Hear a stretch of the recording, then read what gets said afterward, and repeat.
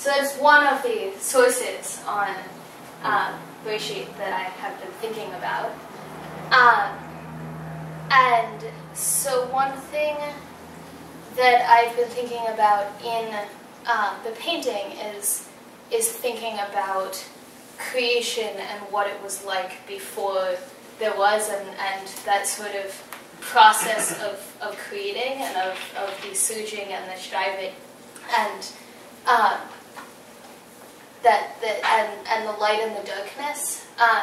One thing that there isn't a lot of in this painting is the white or the negative space, and there's a lot more of that in the painting that's unfinished, which is why I'm sorry that I didn't manage to finish it in time to share it with you all, because I think that that's also an important aspect of growth is defining boundaries and where there is not. But this is sort of more about the boundarylessness and what that could possibly be like. More technical aspects, it's acrylic that's very, very heavily watered down. And there's a little bit that's done with a paintbrush, but mostly it's poured and then mixed around.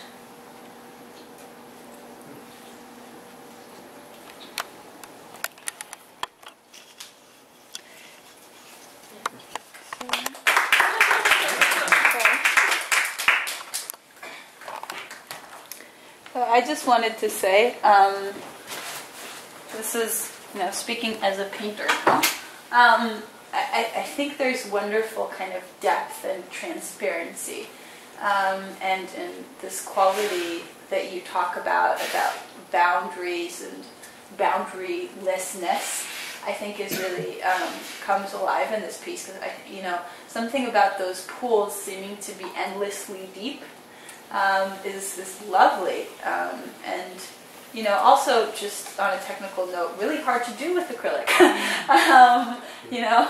I would not have expected it to be acrylic, which is a nice and interesting twist. I think it as I was hearing you talk about the Bereshit piece and looking at the imagery, it really connected quite well for me. So I love that. Yeah, Gabrielle, is there some degree to which this is, I guess sort of the Jewish expression is pretty clear from the inspiration of the introduction you gave. But I'm wondering, you said that this has been on your mind because of graduation. Can you talk a little bit about how you saw yourself in the piece? Well, I think it's about the process of becoming. And something that is interesting about the meditation piece that I read before is that it's a very anthropomorphizing kind of vision of God becoming. And so I guess I was trying to avoid too much of comparing myself to that kind of thing, but really it's in the piece that I read. I think that the thinking about growth and difficulties, but also beauties inherent in growth. And in the other piece, more the negative space also, and the thinking about boundaries and edges and stuff like that is stuff that's on my mind in different ways, and it's hard to translate. But I think they're very much connected. And another question I'll ask, and then I'll pass the baton to other askers of questions. Looking at it from this angle, I can sort of see hints of different shapes that come out to me. I can sort of see a mouth, I can sort of see a face, I can sort of see a hand, I can kind of see a fish and a bat. Is any of this intentional, or is it sort of like the way that the unfolding happens, it's accidental, and these are the accidents that are created? The second one. Yeah. I'm looking at it and I don't see shapes. But though I've been very inspired by my great uncle, who is an artist, because I grew up around his art. And if you visit my parents' home, and my mother is here, his art is all over the walls. And he also says that he doesn't see shapes in his art, and I see shapes in his art all the time. So I don't know, maybe it's just a artist thing. I don't know.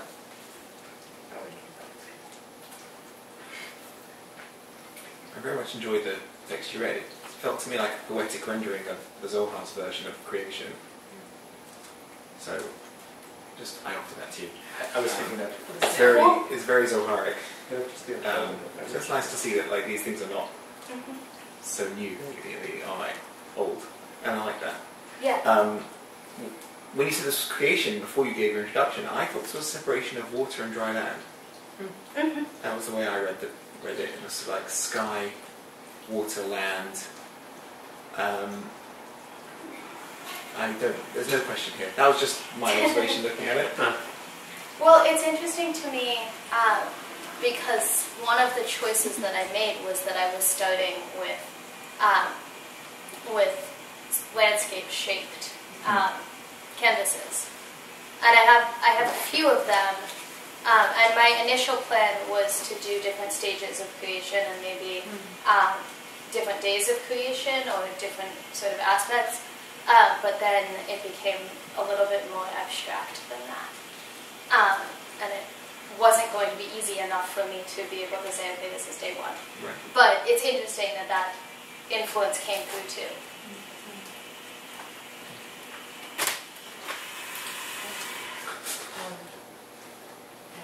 I was trying to use a solar flare, and also just just Northern Lights, but as if everything for that. And I'm curious about your color choice and whether you just sort of have a sense that it needs to be this color right here, or whether there's a more verbal process that you go through other than just that. It depends on the day. I tend to paint better when it's less verbal. How many days was this? Or different times of sitting down? I don't know. Wow. Most recently it was last night, but I think that's done now. I'm not going to play with it more. It's very hard to know when end is over, which is also part of the ways in which this is also sort of self-referential, at least for me as the artist, is at what point is a piece about creation created. But I think I've done that. But yeah, it depends about the color choices. On this past Shabbos, I was looking at this and the other one that I didn't finish. Because I don't paint on Shabbos, but I was looking at it and I was thinking about what kinds of choices I might want. And I'll do something like that. Like I will intentionally go and look at my art before bed, so that then it spurs creativity. And that's also a like non-verbal kind of thinking, kind of thing. I don't know if anyone said it, but I think it's really good. I've been thinking a lot about some of the comments that have been coming up again and again, and I think, Rona, you touched on this now, and I think, Molly, you touched on it earlier in a different way, but this idea of ambiguity is something that's very interesting, like places where, everybody keeps saying, oh, like, to me it looks like, fish, of this, of that, the day of creation. But I think that those spaces where people can read themselves into the piece are really powerful, because that kind of engagement where people find themselves looking for something, find themselves thinking about, what it means to them, I think it connects them to the piece in a way that it wouldn't if everything were spelled out. So I think there's a strength in that sense of, realizing that you can stop here where people can still read themselves in, which is lovely.